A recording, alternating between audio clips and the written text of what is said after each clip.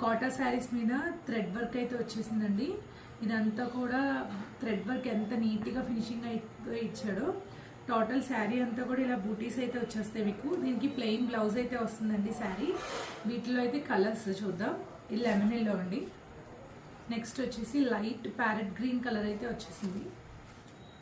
దీంట్లోనే బ్లూ అండి, sea blue colour అండి ఇది. Next light yellow, lights blue అండి, ఆరెంజ్,